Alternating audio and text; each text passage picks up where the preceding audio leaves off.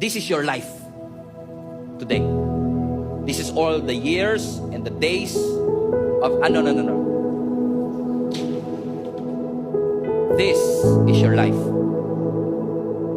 This is how short your life is. This is eternity after this life. Nakita mo to? Ito yung pinanganak ka. Ito yung nag-grade 1 ka. Ito yung nanligaw ka kahit illegal pa. Ito yung grade 6 graduate ka. Ito yung nag-high school ka. Nag-college ka, pero hindi mo natapos, nagtrabaho ka kagad. Nagkaasawa ka dito. Ngayon, senior citizen ka na, dito. Hindi mo sure kung hanggang kailan tatagal ang iyong buhay. This is how short our life is compared to eternity.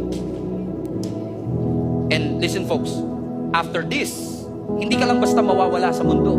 May magpapatuloy na buhay. So either a life of suffering or a life with God. Either way. Because this is short. This is long. And nakakalungkot mang isipin na marami sa atin nag-iipon, nagtatrabaho, gumagastos para sa buhay na ito. Inuubos natin lahat ng dedikasyon natin para dito. Na hindi natin ikala natin masyado pa kasi tayong malakas, masyado pa tayong magaling, masyado tayong talented, masyado tayong mayaman. Na-enjoy natin ang buhay na ito na nakalimutan natin. There is a life after this. And guess what? Jesus, when He rose again from the grave, hindi lang ito yung inayos niya sa'yo. Ito actually ang unang inayos ng Diyos. Na magkaroon tayo ng access dito sa buhay na kasama si Jesus. Pero minsan, inayos ni Lord ito, pero tayo, nakafocus tayo dito. Lahat ng pananaw natin sa buhay, desisyon natin sa buhay, lahat patungkol dito.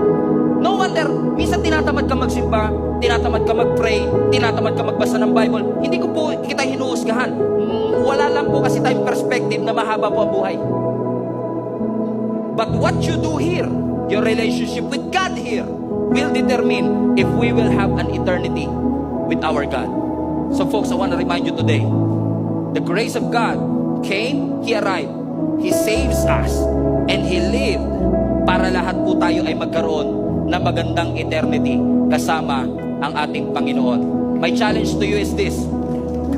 Walang guarantee na nandito ka pa. Wala tayong guarantee na nandito ka pa. Baka yung iba sa inyo nandito na. Kasi walang pinangako si Lord na bukas may extend pa to.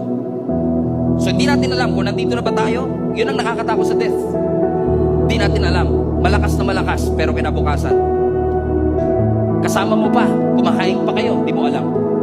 Minsan enjoy tayo na nakakalimutan natin what you do here, your belief here, your thoughts here, your decisions here will determine how you will have an eternal life with God. So I want to challenge you today, church. Make the most of your life. Prioritizing God. Huwag mo ipagpalit ang eternal sa temporal. Huwag mo ipagpalit ang ultimate sa immediate. Lagi mong i-prioritize na magkaroon ka ng investment dito sa buhay na meron tayo. And you don't have to sacrifice all of this for it, para sa saya na meron dito. Anong gusto ninyo? Masaya po kayo dito, pero magsisisi kayo rito? O di baling magsasuffer ako ng konti, magtitiis ng konti, mananampalataya, ibibigay ang buhay sa Panginoon para magkaroon ako ng magandang kinabukasan? Paano pastor? Pagkatapos niyan, wala naman talagang buhay after. Paano pastor? Kung wala naman talagang Diyos after this? Well, pag ako namatay, tas walang Diyos, hindi wala. Ikaw, naniniwala kang walang Diyos, tas pagdating mo sa langit, meron. Mas malaki yung risk mo kaysa sa risk ko. Amen? I would rather believe in God, knowing na ang ating Panginoon will take care of it.